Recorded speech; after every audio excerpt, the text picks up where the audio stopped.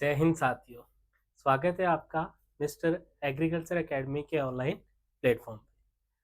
तो साथियों, चर्चा कर रहे थे अपन animal husbandry and dairy science की। जो आज का अपना टॉपिक रह जाएगा, जिसके बारे में अपन आज पढ़ने वाले हैं, वो रह जाएगा। एक तो अपन बात करें दूध बनता कैसे है, यानी कि एनिमल्स के अंतर्गत गाय और भैंस के अंतर्गत दूध का निर्माण कैसे होता है, कौन सी ग्रंथियों से निर्मित होता है, और उसके बाद अपन पढ़ेंगे दूध दोहन की विधियां, यानी कि मिल्किंग मेथड। कौन से प्रकार रह जाते हैं जिनसे अपन दूध का दोहन करते हैं, और उसके बाद कुछ टाइप रह जाएंगे दूध के। जैसा कि अपन बात करें तो एक तो आपका नेचुरल हो गया, गाय और भैंस से आपको नेचुरल दूध प्राप्त हो रहा है, एक तो वो नेचुरल है। फिर अपन उस दूध के साथ जो एक्सपेरिमेंट करते हैं, उसमें से वसा निकालते हैं, या आप क्या कर रहे हो, वसा निकाला हुआ दूध अपने जो निकाला है दूध उसमें मिला रहे हो, या वनस्पतिक वसा मिला रहे हो, या कुछ अदर चीजें मिला रहे हैं। तो जब ऐसा अपन करते हैं तो उस दूध को क्या कहते हैं। और ये एक ऐसा टॉपिक है साथियों कि आपके सभी एग्जाम्स के अंतर्गत ये क्वेश्चन को कवर करता है। चाहे अपन मिल्किंग मेथड की बात कर लेंगे, चाहे टाइप ऑफ मिल्क की बात करेंगे, तो दोनों ही टॉपिक ऐसे रह गए हैं जिनसे प्रीवियस ईयर के अंतर्गत आपके एग्रीकल्चर सुपरवाइजर, सहायक कृषि अधिकारी की बात कर लें, चाहे अपन एओ की बात कर लें, ठीक है, तो बहुत सारे आपके एग्जाम रह जाते हैं जिनमें आपका ये इस टॉपिक से रिलेटेड आपसे क्वेश्चन पूछे जा चुके हैं। चलिए स्टार्ट करते हैं। थ्योरी भी पढ़ेंगे अपन, और साथ के साथ आपको मैं बताता चलूंगा भी प्रीवियस ईयर के अंतर्गत कौन से लाइन से किस टॉपिक से किस प्रकार से क्वेश्चन आपसे पूछा गया है, और आने वाले एग्जाम में कैसा पूछा जा सकता है साथियों। बिल्कुल, चलते हैं, नेक्स्ट बात करते हैं। तो सबसे पहले बात करते हैं अपन दूध के निर्माण की बात करते हैं। दूध का निर्माण कैसे होता है। दूध का निर्माण दुग्ध कुपिकाओं में होता है साथियों। कहाँ होता है? कुपिकाओं में। और इन्हें अपन क्या कहते हैं? एल्वोलाई कहते हैं। दूध का निर्माण दूध कुपिका में होता है और इसे एल्वोलाई कहते हैं। यहां से अगर अपन बात करें तो दूध नलिकाओं द्वारा दूध ग्रंथि में संग्रहित होता है, और दूध नलिकाओं की जो संख्या होती है वो 12 से 50 तक हो सकती है। दो तीन बातें हैं अपन को भी। सबसे पहले दूध का निर्माण कहाँ हो रहा है? दूध कुपिकाओं। दुग्ध कुपिकाओं यानी कि एल्वोलाई से दूध कहाँ आया? दुग्ध नलिकाओं में। और दुग्ध नलिकाओं ने ये दूध कहाँ संग्रहित किया? दूध ग्रंथि में। और फिर अपन बात करते हैं दुग्ध नलिकाओं की जो संख्या होती है वो क्या होती है? 12 से 50 तक होती है। अब समझना है इसको, तो कैसे समझेंगे अपन, ये बात ध्यान रखना। तो यहां अपन बात करेंगे भी दूध कुपिकाओं में दूध बनता है, दूध नलिकाओं से ग्रंथि में आता है आपका, और उससे अपन बात करेंगे आगे आपका दूध अपन निकाल सकते हैं। ये उसका फॉर्मेशन रहता है। चलो नेक्स्ट बात करते हैं। दूध ग्रंथि में बात करें तो 500 से 600 ml दूध जो आपका है इकट्ठा करने की क्षमता होती है। 500 से 600 की बात करें अपन, ठीक है।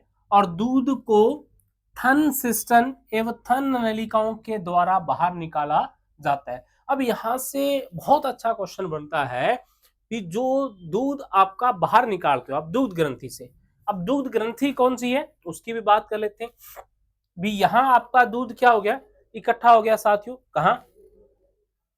दूध ग्रंथि के अंतर्गत आपका दूध इकट्ठा हो गया।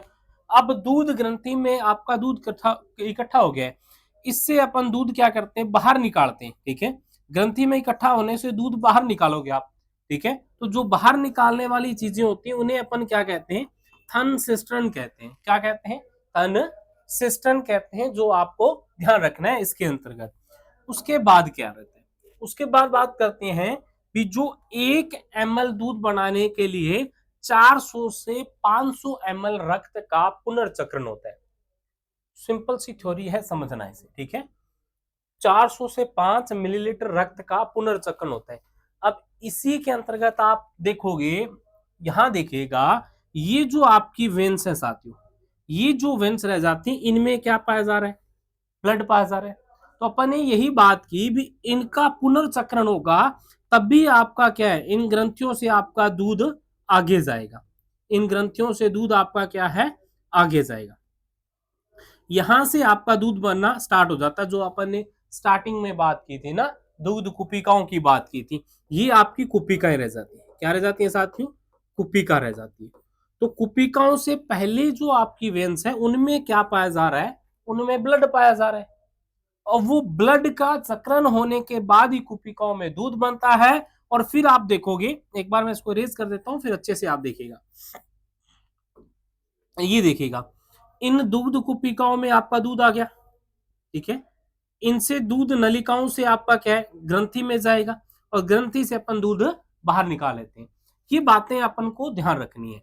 अब ये जो चीजें हैं, यहां पे आपका सारा का सारा क्या है, ये ब्लड है, इनमें क्या है, ब्लड है, और उसी लाइन को ही अपन रिपीट कर रहे हैं। क्या लाइन रिपीट किया आपने भी, 1 ml दूध बनाने के लिए 400 से 500 ml रक्त का क्या होता है, पुनर्चक्रण होता है।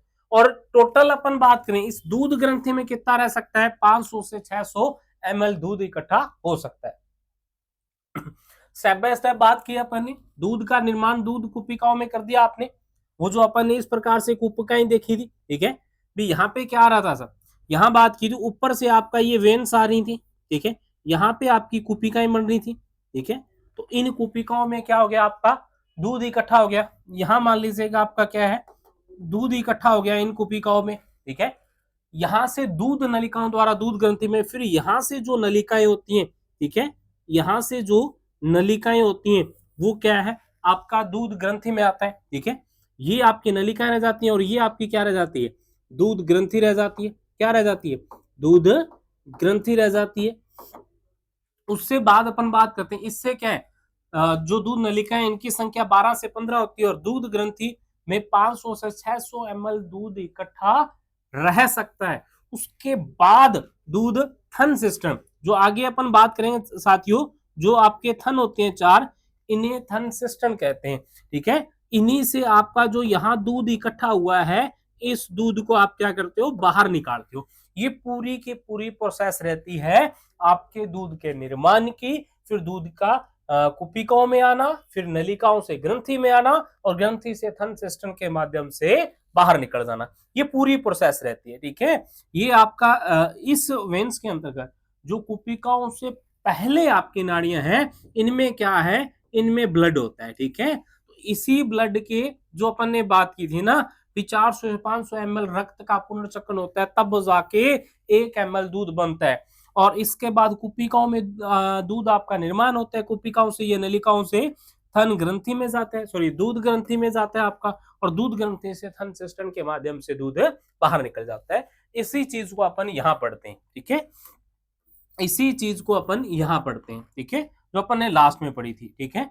भी आपकी वेन्स है, ये वेन्स है आपकी, ठीक है, वेन से आपका ये कुपिकाओं में दूध आया, ठीक है, ये कुपिकाओं में आ गया, और कुपिकाओं से अपन बात करें, इन नलिकाओं के माध्यम से आपका क्या है, दूध ग्रंथि के अंतर्गत आपका ये दूध इकट्ठा हो गया, ठीक है, दूध ग्रंथि के अंतर्गत ये आपका दूध ग्रंथि रह जाएगी। इन दूध ग्रंथियों से बाद अपन थन सिस्टम या थन के माध्यम से दूध को बाहर निकाल देते हैं, ठीक है। अब याद क्या रखना है, ये जो क्वेश्चन पूछा गया, ये क्वेश्चन बहुत अच्छा क्वेश्चन बना था, दूध शिराओं में क्या होता है, तो दूध शिराओं में क्या होता है, खून होता है।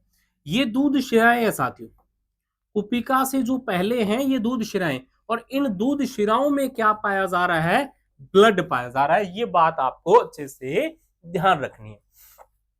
नेक्स्ट बात करते हैं, तो दूध बनने की सबसे छोटी व क्रियात्मक इकाई क्या है, कुपिका है, ठीक है। कौन सी थी कुपिका, पढ़ के गए ना अपन ने लास्ट, तो ये आपकी कुपिकाएं थी, ये कुपिकाएं थी, ठीक है, इरेज कर देता हूं, फिर अच्छे से देख लेना आप, ठीक है, ये आपकी कुपिकाएं थी। तो इसी को क्या बोला जा रहा है भी, ये दूध बनने की सबसे छोटी इकाई रह जाती है आपकी कुपिकाएं। दूध स्त्राव या शरण जो बनता है, उसके लिए कौन सा हार्मोन उत्तरदायी है, उसके लिए आपका कौन सा रह जाता है, प्रोलेक्टिन रह जाता है, ठीक है, कौन सा रह जाता है? प्रोलैक्टिन। अब यहां से क्या है, यहां से आपका क्वेश्चन सीधा सीधा पूछा जाता है, दूध के क्षरण के लिए जिम्मेवार हार्मोन कौन रह जाता है? प्रोलैक्टिन रह जाता है, जो अगर पीयूषका ग्रंथि से मिलता है आपको या वहां बनता है आपका, ठीक है। ये तो ये हो गया। दूसरा रहता है दूध पसावने के लिए उत्तरदायी हार्मोन कौन सा रहता है? ऑक्सीटोसिन रहता है। कौन सा रहता है? ऑक्सीटोसिन, जो क्या करता है? एन से थनों में उतारने हेतु पश्च पीयूषका ग्रंथि से निर्मित होता है, वहां से, ठीक है। अब ये भी ध्यान रखना आप, जो पीयूषका ग्रंथि है उसके अगर भाग से तो प्रोलैक्टिन जो क्षरण के लिए जिम्मेवार है, मतलब जो कहता है भी दूध का बन रहा है तो दूध का क्षरण होगा, ठीक है। लेकिन जब दूध इकट्ठा आपका दूध ग्रंथि में दूध इकट्ठा हो गया, उससे मतलब एन में इकट्ठा हो गया, उससे आपने थन सिस्टम के माध्यम से दूध को बाहर निकालना है, तो उसके लिए जिम्मेवार कौन है? ऑक्सीटोसिन। आपने कभी देखा होगा भी अभी तो कम यूज होने लग गया इसका, क्योंकि गवर्नमेंट ने क्या किया, ऑक्सीटोसिन के ऊपर बैन लगा दिया। बैन क्यों लगा दिया? क्योंकि ऑक्सीटोसिन का मार्केट में पहला क्या था, नॉर्मली जो उपलब्ध हो जाता था, ऑक्सीटोसिन का एक टीका लगता था, मे भी आपने देखा होगा। तो वो पशुपालक क्या करते थे, जब पशु दूध देने से लेट करता था वो ऑक्सीटोसिन का टीका उसे लगा दिया जाता था, जिससे क्या है, दूध, वही बात की, ऑक्सीटोसिन काम क्या कर रहा है? दूध पसावने के लिए उत्तरदायी है। तो वो ऑक्सीटोसिन लगाने के बाद कुछ समय बाद ही पशु दूध दे देता था, और उस दूध का अपन क्या, दोहन करने के बाद, अब देखिएगा भी क्या उसके अंतर्गत मात्रा नहीं होगी, तो उसके अंतर्गत भी आपका इस हार्मोन की मात्रा होगी ना, तो जो आपकी हेल्थ के लिए क्या था, हानिकारक था। इसीलिए इस पे बैन भी लगा दिया गया ना, नॉर्मली आपका नहीं मिल रहा आपका। तो ऑक्सीटोसिन का काम क्या है? दूध को निकालने के लिए, पसावने के लिए। फिर रहता है दूध चढ़ाने के लिए। दूध आयन में रोक कर रखने हेतु हार्मोन कौन सा कार्य करता है? एड्रेनलिन करता है। कौन सा करता है? एड्रेनलिन, ठीक है। ये अपन को तीनों याद रखने। तो एड्रेनलिन काम क्या करेगा? आपने मतलब दूध का निर्माण हुआ कुपिकाओं में, कुपिका से जो कुपिकाएं या नलिकाओं के माध्यम से दूध ग्रंथि के अंतर्गत दूध आपका आ गया, एन में आपका दूध आ गया, और एन के अंतर्गत एक तो रहता है भी एन से दूध थनों के द्वारा बाहर निकालने के लिए, मतलब अपन समय से पूर्व या अपन खुद चाहते हैं भी पहले दूध बाहर आ जाए, उसके लिए ऑक्सीटोसिन है।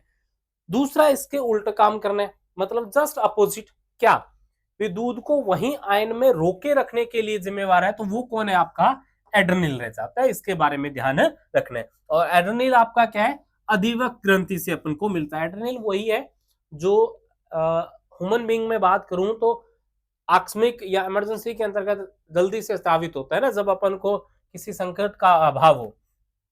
दूध ग्रंथियों का काम क्या रहता है? संग्रहण करना रहता है, जो अपन बात करके आए थे 500 से 600 ml संग्रहण कर सकता है। थन सिस्टम काम क्या करती है? दूध को रोकने का। और थनों की सूजन क्या कहलाती है? थनैला कहलाती है या मेटास्टासिस कहलाती है। इसका मतलब है भी अगर थनों के अंतर्गत कुछ प्रॉब्लम हो जाए तो वो थनैला रोग हो जाता है उससे। इसके बारे में ये ध्यान रखना है। नेक्स्ट बात करते हैं अपन दूध दोहन की विधियां। दो रह जाएंगी, एक तो कौन सी रह जाती है? मशीनों द्वारा दूध होना, और एक क्या रह जाता है? हाथों द्वारा दूध होना, मतलब बाय मशीन और बाय हैंड। दोनों में डिफरेंस क्या है? मशीनों द्वारा वह मेथड रह जाएगा जिसका उपयोग अपन बड़े स्तर पर करते हैं, यानी कि आपकी पशुशाला बड़ी है, पशुओं की संख्या ज्यादा है, आप क्या करते हो, समय के अभाव में या कम समय में सभी पशुओं के दूध निकालने के लिए हाथों द्वारा तो पॉसिबल नहीं है, तो इसलिए आप मशीन का यूज करते हो। यहाँ बात करें विदेशों के अंतर्गत भी क्या है? मशीन का यूज करते हैं। बड़े डेयरी फार्मों में भी मशीन का यूज करते हैं, ठीक है। ये ध्यान रखना, ये चीज रहती है आपका। तो मशीन का यूज वहां होता है। हाथों द्वारा नॉर्मली अपन बात करते हैं ग्रामीण स्तर पर, या जिस पशुशाला में पशु कम हो वहां हाथों द्वारा यूज करते हैं। हाथों के द्वारा अपने 3 मेथड रहते हैं। कौन से रहते हैं? चुटकी विधि रहता है, अंगूठा विधि रहता है, और पूर्ण हस्त विधि रहता है। चुटकी विधि कौन सी होती है? चुटकी विधि की बात करें, जिसे अपन स्ट्रिपिंग मेथड कहते हैं, ये तो इसके अंतर्गत क्या किया जाता है? अंगूठे का और पहली अंगुली का, सिर्फ दो ही, इस प्रकार से दो ही चीजों का यूज किया जाता है, एक अंगूठे का और एक उंगली का।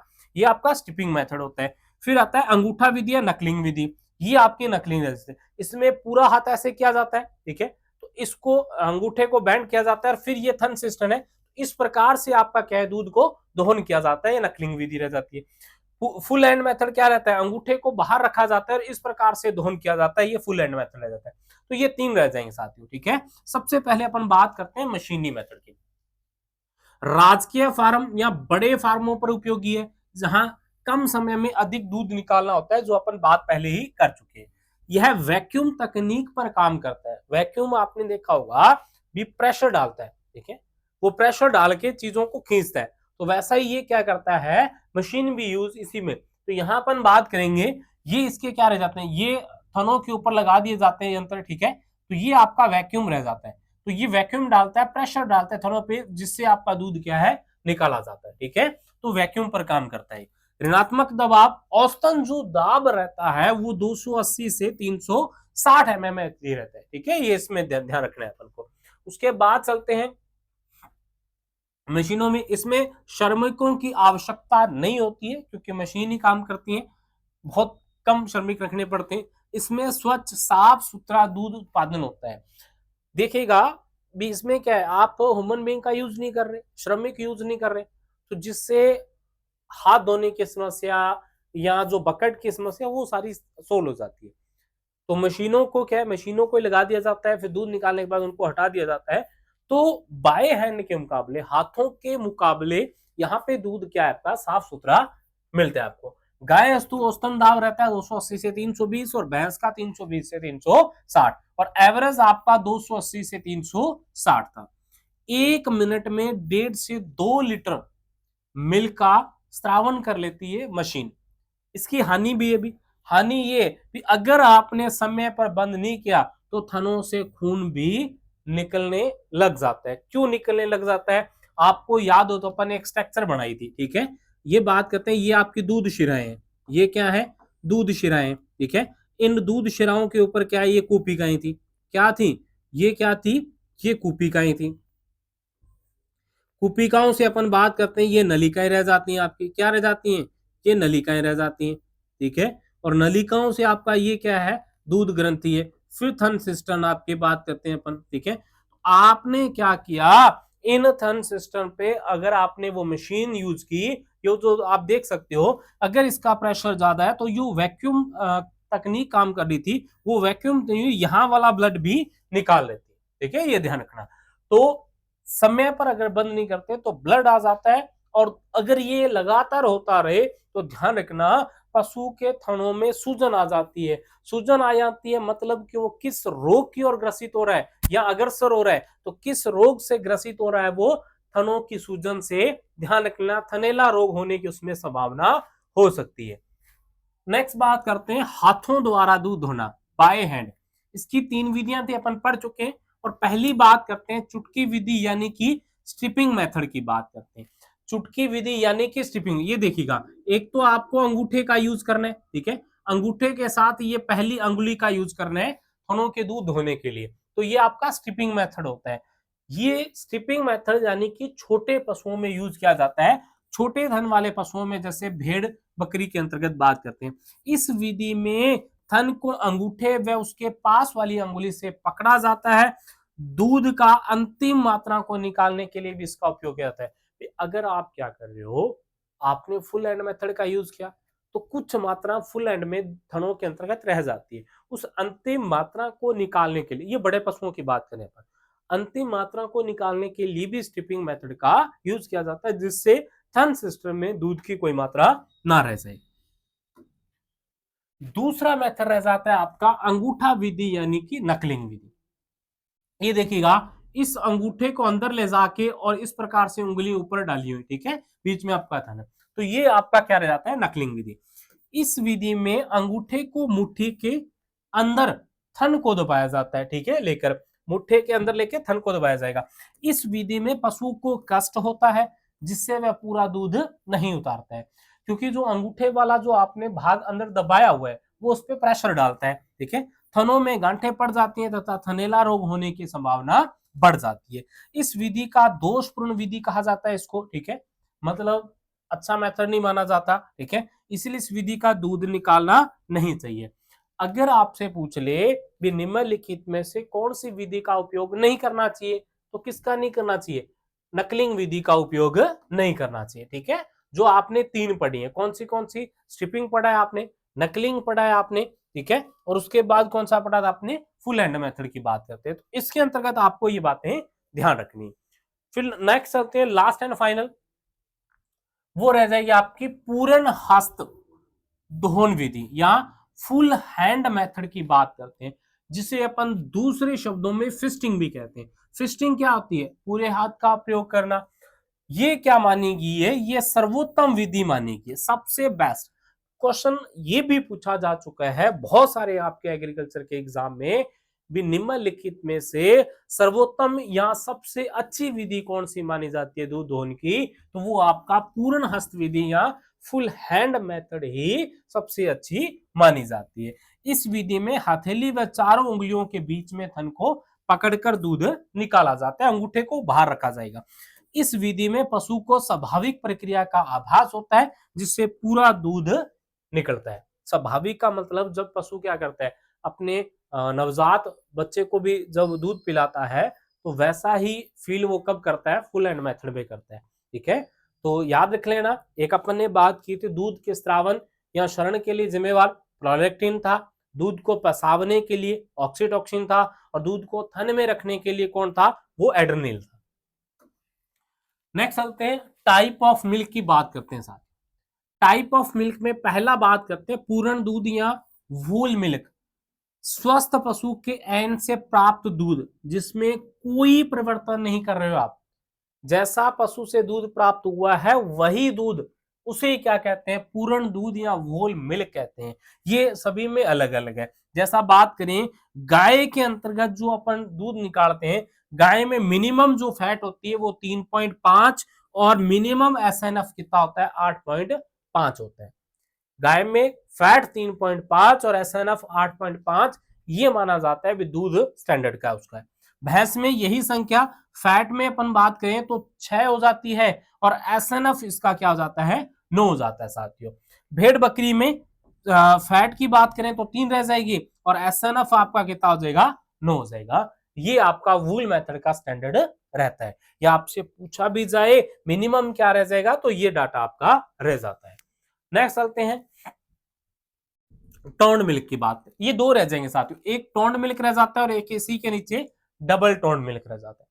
होता क्या है, आप क्या करते हो, जो पूर्ण दूध है, पूर्ण दूध यानी कि जो आपने पशु से प्राप्त किया दूध है वही दूध, उसमें पानी तथा सपरेटा दूध का पाउडर मिलाते हो।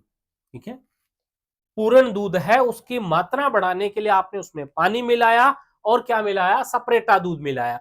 उससे जो तैयार होता है उसे अपन टोन्ड मिल्क कहते हैं, जिसमें वसा कितनी होती है? 1.5% और एसएनएफ होता है 9। ये है टोन्ड मिल्क में। लेकिन सहायक कृषि अधिकारी की बात कर लूं, यानी कि डब्ल्यूओ की बात कर लें अपन, चाहे एग्रीकल्चर सुपरवाइजर की बात कर लें, चाहे एग्रीकल्चर से रिलेटेड आपका कोई और भी एग्जाम है, उसमें बार बार क्वेश्चन आया है डबल टोन मिल्क। अब डबल टोन मिल्क भी सेम ही मेथड से तैयार होता है, लेकिन इसमें वसा कितनी होती है? इसमें वसा होती है आपका 3% वसा होती है, और एसएनएफ कितना होता है? 8.5।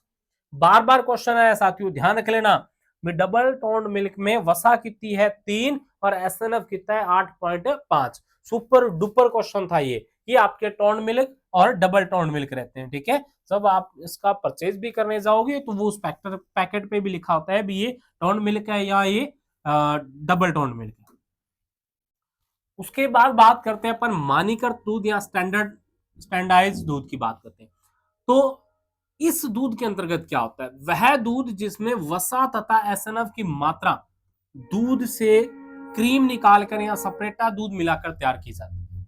यानी कि सिंपल भाषा में कहें तो आपने दूध से वसा निकाल दी है, ठीक है, उसके बाद जो आपका दूध बचता है वो आपका स्टैंडर्डाइज्ड दूध रह जाता है, जिसमें वसा क्या होती है आपकी? 4.5% और एसएनएफ कितना होता है? 8.5%। ठीक है, ये इसके अंतर्गत ध्यान रखना है।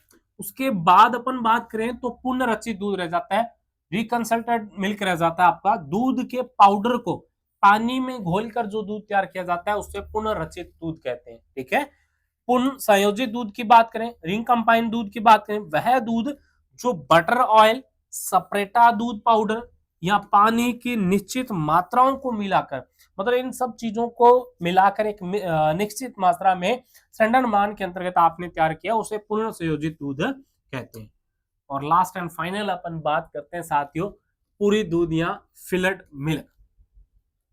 पूर्ण दूध में जो आपका दूध आपने तैयार किया है, मतलब वूल मिल्क जो पशु से प्राप्त किया है, में से वसा को निकालकर, उससे वसा निकाल देते हैं। अब वसा निकालने के बाद जो बचा वो तो स्टैंडर्ड वाला रह जाता है, लेकिन उसके स्थान पर आपने क्या किया, वनस्पति वसा को स्थापित कर दिया।